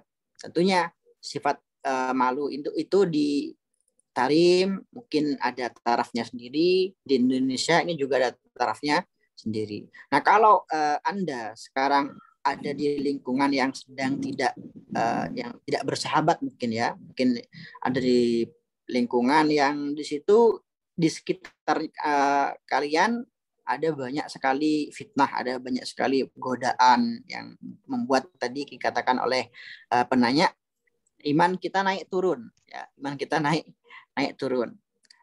Buat Mbak ya, Mbak siapa yang nanya ini, dan juga mungkin para saudari seiman saya juga yang mungkin sedang ada di dunia perkuliahan, yang sedang kuliah, sekolah dan lain sebagainya, itu tidak masalah ya. Kalian sedang menuntut ilmu, kalian sedang belajar ya, keadaan kalian menuntut untuk hidup di lingkungan seperti itu udah masalah.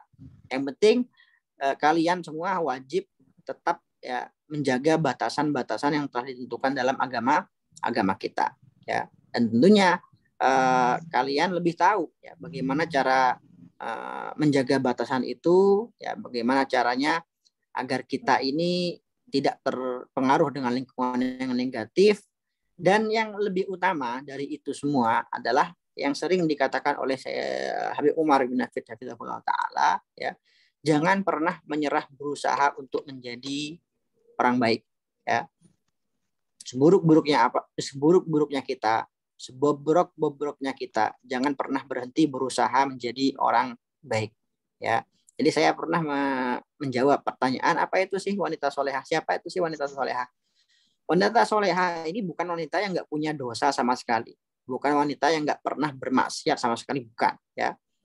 Itu namanya nabi ya, itu namanya mungkin sekelas Siti Maryam atau sekelas Siti Khadijah, sekelas Siti Fatimah yang tidak pernah bermaksiat sama sekali ya. Tapi wanita solehah lebih-lebih di zaman sekarang saya katakan adalah wanita yang tidak pernah berhenti berusaha untuk menjadi wanita yang baik. Itu wanita solehah ya, meskipun dia sering kalah dengan kemaksiatannya, meskipun dia sering kalah oleh nafsu, oleh perasaannya, tapi dia tetap berusaha menjadi orang baik. Seringkali disampaikan oleh guru saya Habib Umar, itu ditulis juga oleh Habib Abdullah bin Al-Haddad dalam kitabnya Adabus Sulukil Murid. Itu beliau mengatakan siru ilallah urujan wa makasir ya, berjalanlah mendekat menuju Allah Subhanahu wa taala meskipun dalam keadaan tertatih-tatih, meskipun dalam keadaan terpincang-pincang. Ya, karena sekali lagi kita ini enggak ada yang luput dari dosa. Ya, yang penting banyak-banyak istighfar aja ya. Setiap kali kita jatuh kemaksiatan, kata Habib Umar, jangan nangis duduk di tempat. Tapi apa? Bangun lagi ya. Jatuh lagi, bangun lagi ya. Kalau kita duduk nangis di tempat, menyerah di situ, maka itu adalah ya, itu adalah tujuan utama setan ya. Itu yang akan membuat setan bahagia, yang membuat setan merasa dia sudah sukses menjalankan tugasnya.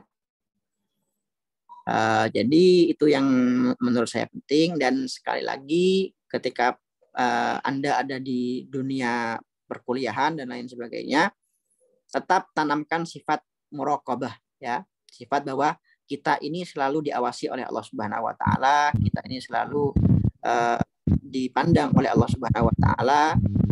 Dan jangan menjadikan lingkungan itu ya sebagai alasan bagi kita untuk menyerah ya, untuk bermaksiat kepada Allah Subhanahu wa taala. Jangan sampai kalah dengan lingkungan. Meskipun negatif apapun lingkungannya, jangan sampai kita ini kalah dengan lingkungan kita.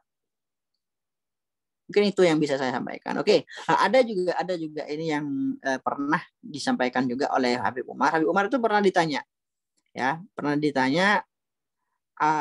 Habib, apa sih standar kesuksesan seorang pendakwah? Ya, apa standar kesuksesan seorang pendakwah? Apa standar kesuksesan seorang ulama? Maka Habib Umar itu menjawab, ya, pendakwah yang sukses adalah ia yang telah mengeluarkan seluruh ya kemampuannya, seluruh apa yang ia punya di dalam berdakwah, mengajak orang kepada Allah Subhanahu wa taala. Oke, bukan yang paling banyak followersnya, bukan yang paling banyak santrinya, bukan yang paling banyak mengislamkan orang, bukan, tapi dia adalah yang sudah berusaha sekuat tenaga mengeluarkan semua yang ia punya untuk berdakwah di jalan Allah Subhanahu wa taala. Nah, begitu pula wanita solehah menurut saya bisa kita samakan. Siapa itu sih wanita solehah? Ya, bukan yang wanita yang nggak punya dosa sama sekali, bukan yang nggak pernah bermaksiat sama sekali, ya, bukan yang nggak pernah nonton film sama sekali, nggak Facebookan, nggak Instagraman, itu jarang sekali sekarang kan. Ada yang seperti itu. Tapi wanita solehah itu adalah wanita yang sudah mengeluarkan semua yang ia mampu untuk berusaha menjadi wanita terbaik di mata Allah Subhanahu wa taala, di mata Rasulullah Shallallahu alaihi wasallam. Mungkin itu yang bisa saya jawab. Baik. Mohon maaf kalau jawabannya mungkin agak nyambung ya. Terima kasih banyak. Tapi insya Allah jawabannya sangat bermanfaat buat kita semua. Amin. Mudah-mudahan bisa dipahami nggih. Mudah-mudahan paham. Terima kasih barokahipun nggih. Yes. Ini masih ada 3 orang yang raise hand, kemudian di kolom chat juga masih banyak sekali dan saya bacakan. Oke, enggak apa-apa. Kalau betah sampai sahur enggak apa-apa. Laura bagaimana? Apakah tidak kelelahan gitu? Enggak apa-apa ya? Saya kosong. Enggak. Gitu ya. Ya. Bagaimana Ustazah Diana? Ditambah sedikit lagi nggih? Ya boleh. Atas izin dari Saya izin coba bacakan beberapa yang dari chat ya, karena sudah cukup banyak tadi.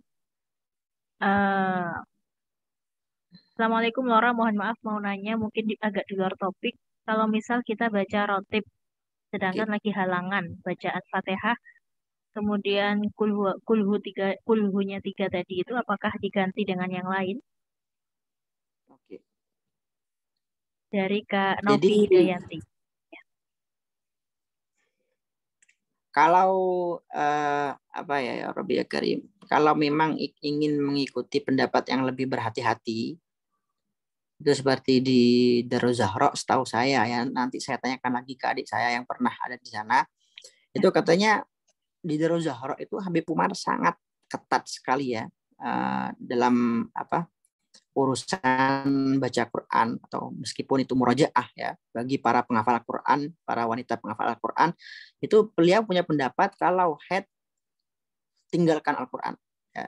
Jangan murojaah sama sekali, meskipun itu hanya dengan hati, meskipun hanya dengan menggerakkan lisan tanpa suara, itu beliau sangat ketat sekali dalam masalah ini ya. Saya sudah pernah bahas, coba para viewers ya yang mungkin belum pernah baca tulisan saya tentang masalah ini, kan banyak yang nanya nih, gimana hukumnya wanita haid yang murojaah ya kan, mau murojaah dia haid, mau ninggalin murojaah dia takut lupa ya kan, itu gimana? Itu ada jawabannya di sorotan profil saya, judulnya haid ya, itu ada, mungkin bisa nanti ditelusuri.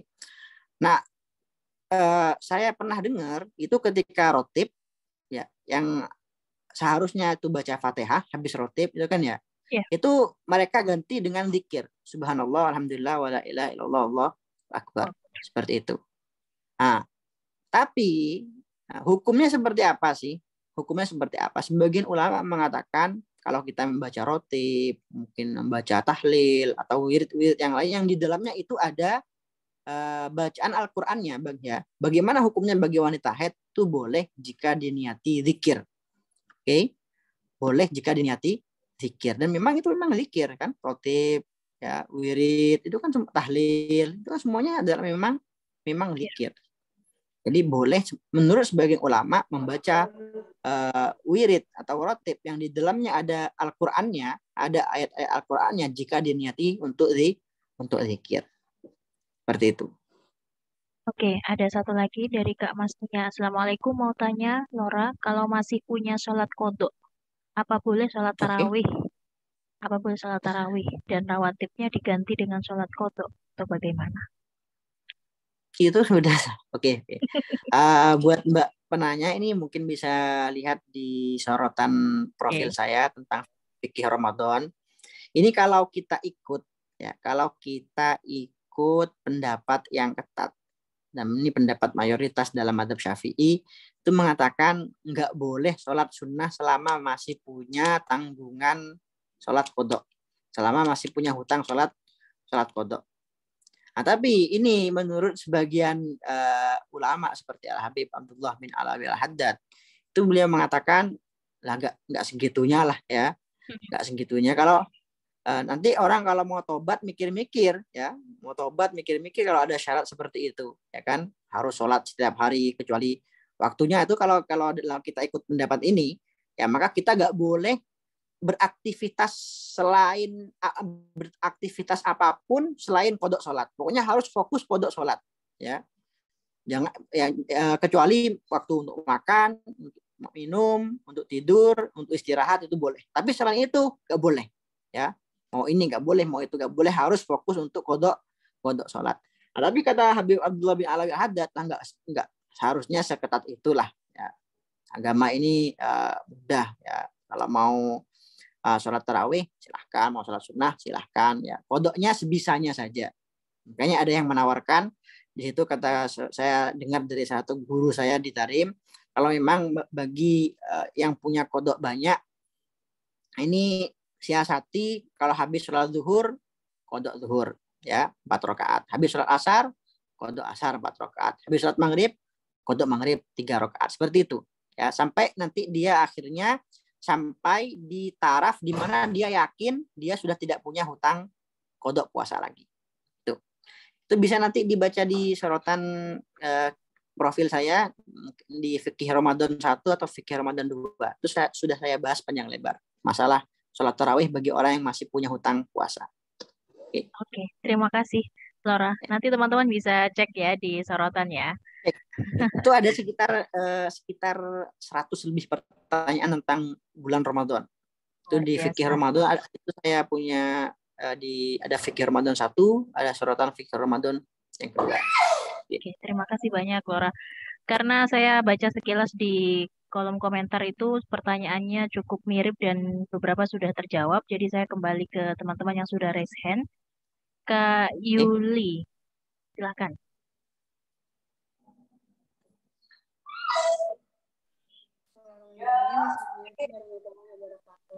Waalaikumsalam. Sebelumnya terima kasih Laura sudah memberikan kesempatan untuk saya bertanya. Di sini saya ingin menanyakan tentang malam Lailatul Qadar. Nah, kebetulan yang tahun ini kan di Mesir sama yang di Indonesia kan beda malam Ramadannya. Ramadannya kan beda, lebih awal yang di Mesir, ataupun yang di Indonesia juga kadang kan NU sama Muhammadiyah gitu beda. Nah, sementara malam Lailatul Qadar itu ada yang mengatakan, beberapa ulama mengatakan kalau lebih dekat di malam ganjil. Sementara kalau awalnya sudah beda, berarti kan otomatis malam ganjil dan malam genapnya itu beda, Laura. Di situ apakah gimana, dan apakah Habib Umar ada pernah memberitahukan tanda-tanda malam Lailatul Qadar? Dan saya juga pernah tahu dari beberapa ulama kalau malam Lailatul Qadar itu bisa jadi seluruh malam terakhir 10 Ramadan gitu. Nah, menurut beliau, menurut jenengan atau menurut beliau, apakah ada tanda-tanda khusus malam Lailatul Qadar yang kita masih banyak nggak tahu?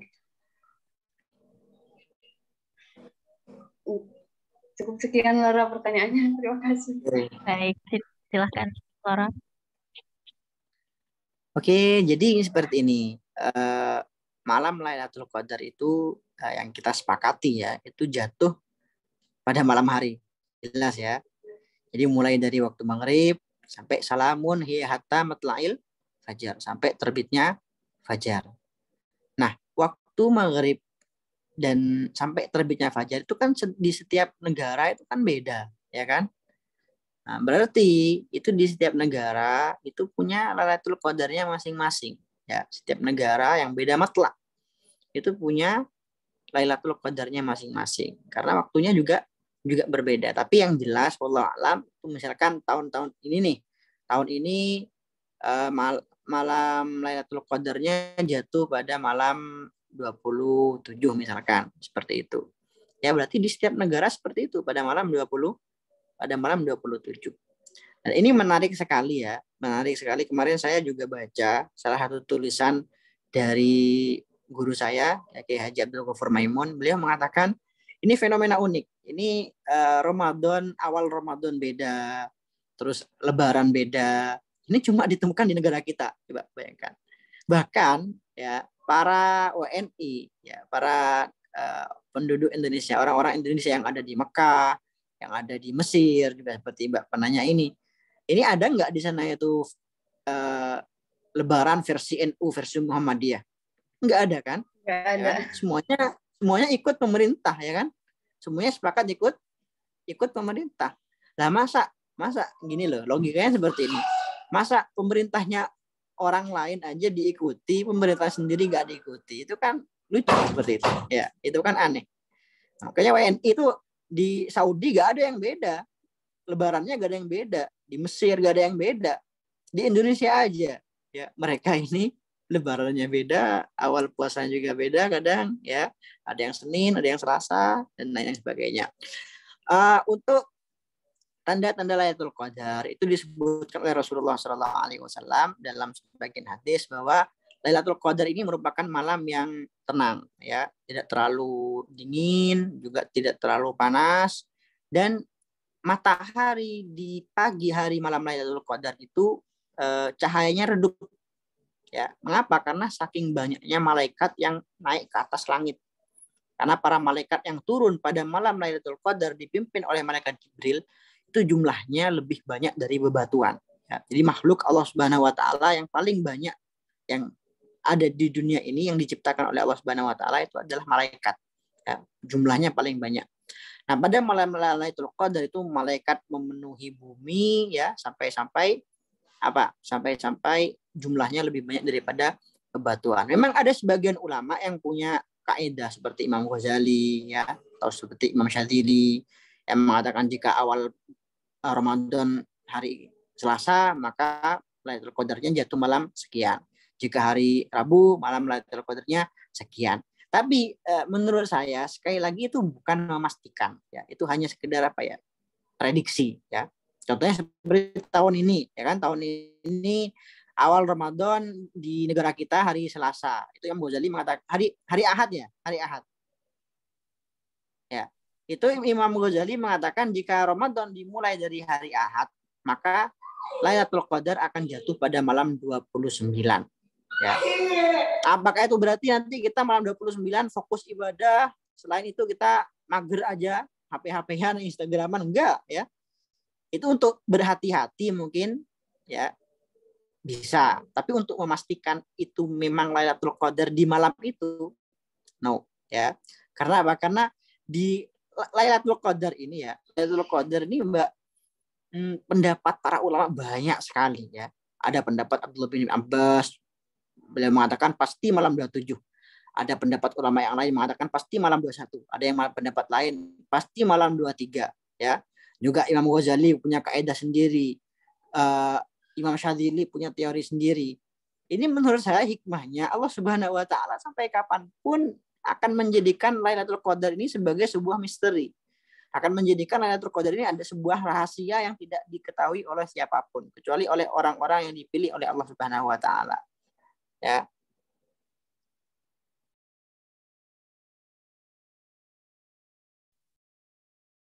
Sepertinya Laura terlempar ya.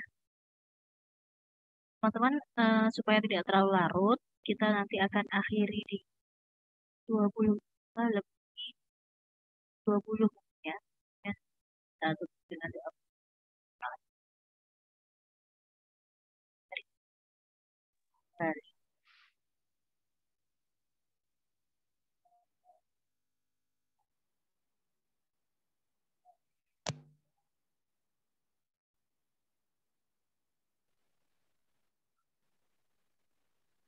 Assalamualaikum.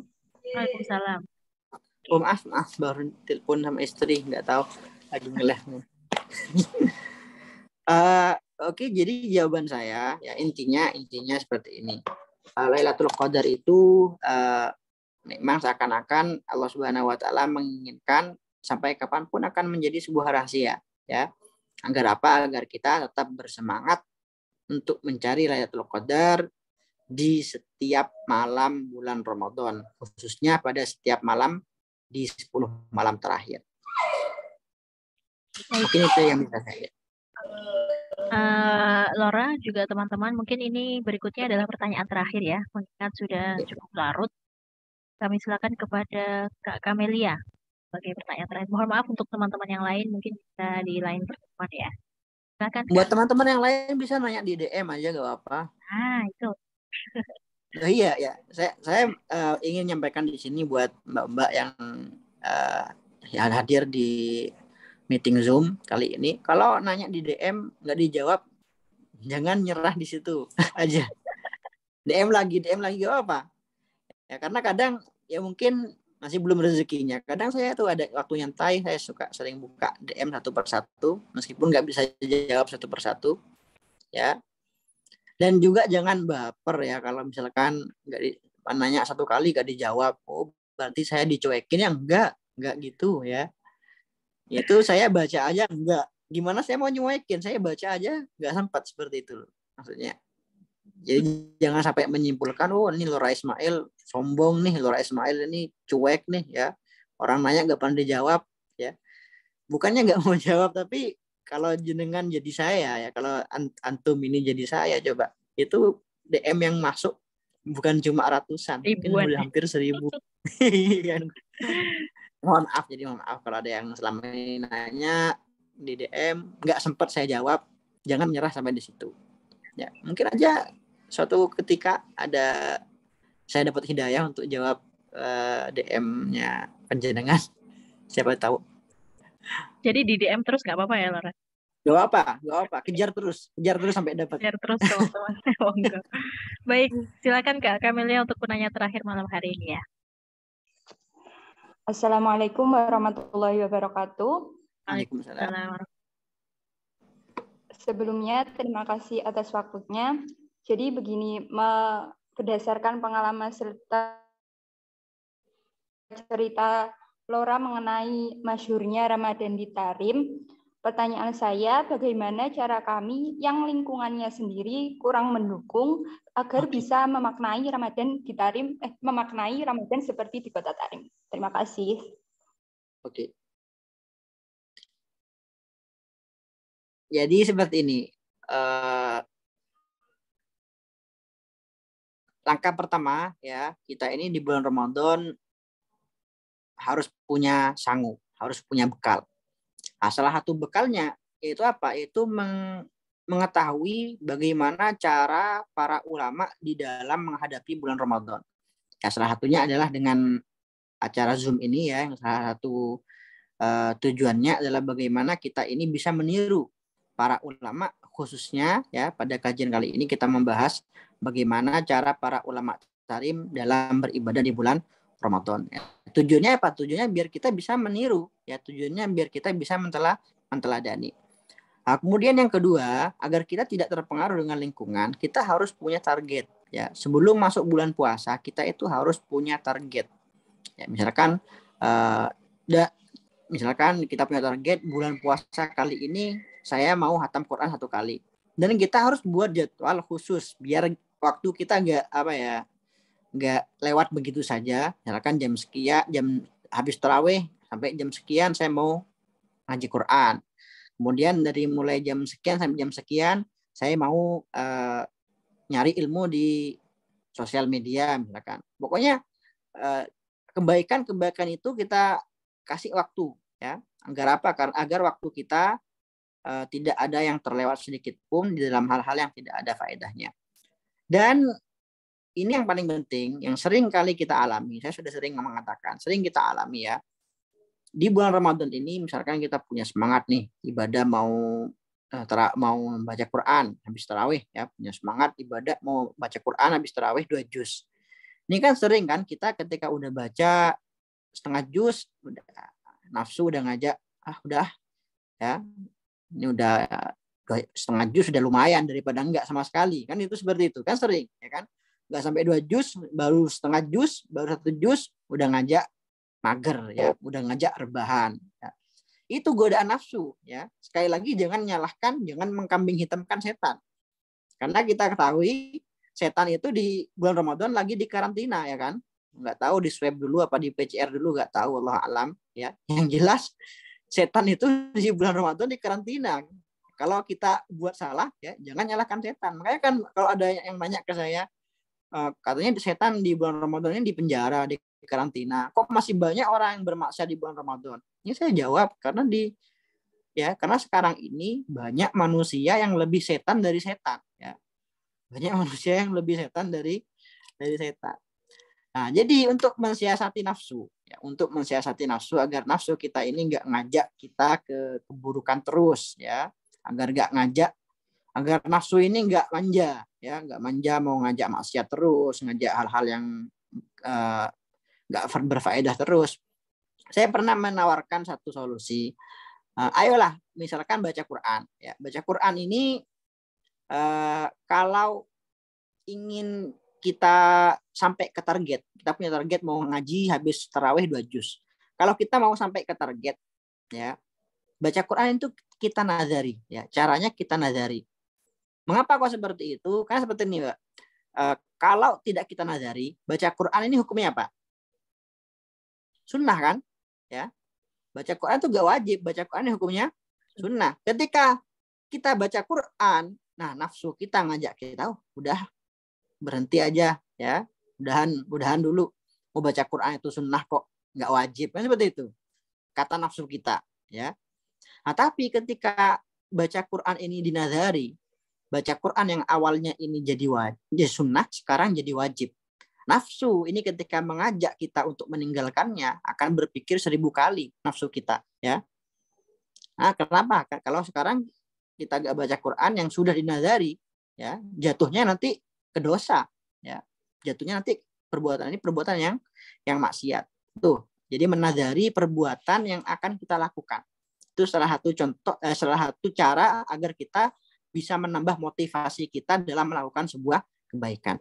Nah, juga menurut sebagian ulama, ya, amal yang dinazari, ya, perkara sunnah yang dinazari itu pahalanya bisa setingkat dengan pahala wajib, ya. Jadi pahala wajib itu, Mbak, pahalanya 70 kali lipat lebih baik daripada pahala sunnah. Tarawih 20 rakaat, ya, meskipun banyaknya 20 rakaat itu masih kalah dengan sholat subuh yang hanya 2 rakaat. Mengapa? Karena sholat subuh itu wajib, tarawih ini hukumnya sunnah, ya. Sedangkan pahala wajib ini 70 kali lebih besar daripada pahala sunnah. Nah, oleh karena itu seperti yang saya post di story hari ini, ayolah teman-teman kalau punya niat baik, ya, untuk tahun depan setelah bulan Ramadan, niati di bulan Ramadan ini, ya. Saya niat mau berbakti pada orang tua, niat mau mondok, ya, mondok, niat mau ngaji, niat ini, niat itu, niat ini. Pokoknya niat-niat yang baik itu kita niati di bulan Ramadan. Agar apa? Agar kita mendapat pahala niat yang, ya, mendapatkan niat yang pahalanya berlipat-lipat di bulan Ramadan. Yang mendapat barokahnya Ramadan, ya, mungkin yang para akhwat ini yang punya cita-cita untuk apa? Menuntut ilmu di Tarim, untuk berziarah ke Tarim, niatkan sekarang di bulan Ramadan. Niatkan sekarang di 10 malam terakhir yang sangat mulia ini, ya. Bisa jadi karena niat panjenengan itu Allah Subhanahu wa taala akan mengabulkan apa yang antum semua harapkan selama ini, ya. Karena sekali lagi yang dikatakan oleh para kiai kita selama ini, kalau ada kebaikan apapun, ya, yang penting niati dulu, ya.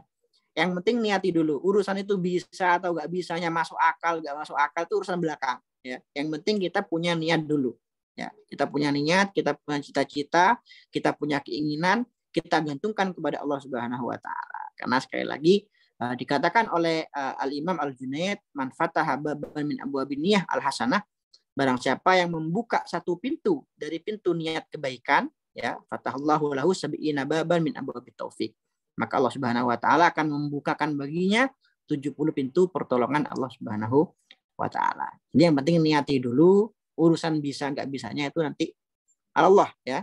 Itu Allah. Baik, terima kasih.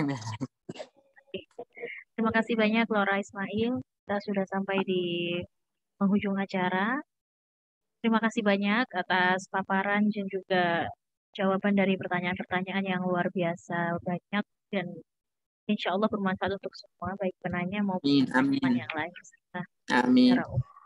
Baik, untuk menutup pengajian santai pada malam hari ini, kami silakan kepada Lora Ismail untuk memberikan doa. Oke. Oke, jadi sebelumnya terima kasih semua buat para ustazah, ya, para muallimah di kajian taklim santai ini. Nah, juga hari ini 25 Ramadan ini bertepatan dengan haul yang kedua, ya, dari ayah saya almarhum Kiai Haji Amin Khalil. Sebelumnya saya minta para sahabat untuk mengirim Fatihah dulu, ya, untuk beliau yang hari ini diperingati haulnya yang kedua. Mudah-mudahan terangkan alam kuburnya, mudah-mudahan diluaskan, dilapangkan dalam kuburnya, mudah-mudahan dijadikan sebagai putra-putri yang soleh-solehah, usaha bangsa, agama dan negara. Dan juga saya juga mendoakan untuk bagi para teman-teman ya, bagi para peserta Zooming ini khususnya yang punya hajat ya, khususnya yang punya hajat ingin sampai ke kota Tarim, yang punya rasa cinta dalam kepada kota Tarim, mudah-mudahan dengan barokah bulan Ramadan ini dikabulkan oleh Allah Subhanahu wa taala. Punya hajat apapun ya, punya hajat apapun ya, mungkin yang punya hajat jodoh, yang punya hajat punya anak ya, pun ya mudah-mudahan dikabulkan semua oleh Allah Subhanahu wa taala. Bulan Ramadan ini ala hadini as-shalah wa ala hadratin Nabi Al-Fatihah.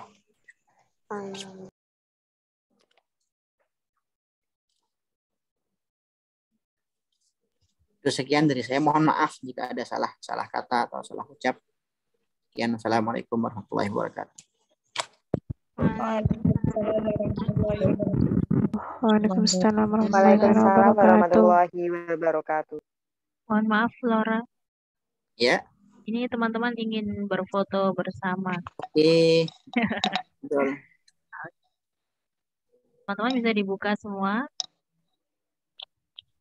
Mohon untuk tidak chat dulu ya.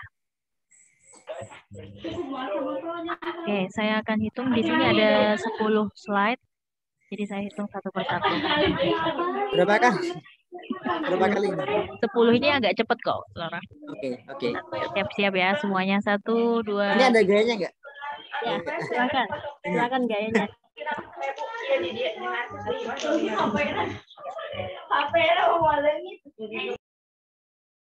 Satu, 2, 3. 1, 2, 3.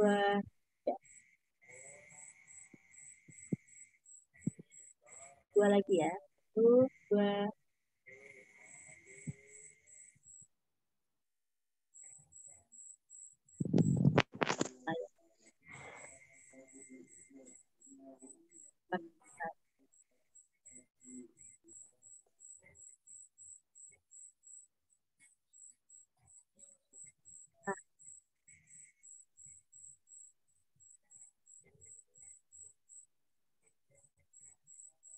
Terima kasih banyak.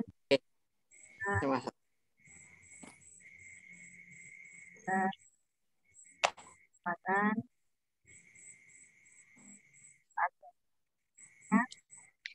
Baik, terima kasih kepada teman-teman sekalian yang dan saya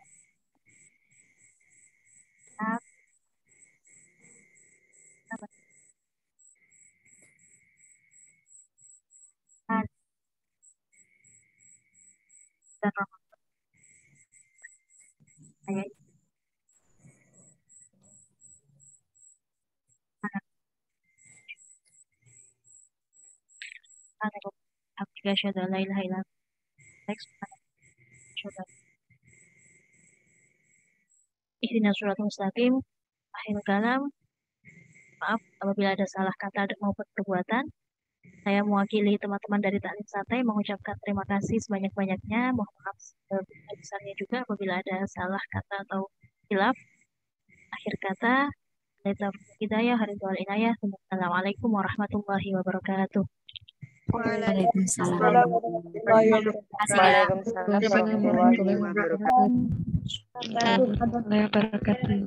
Nanti rekaman insya Allah akan kami kirim di grup ya. Rekaman foto.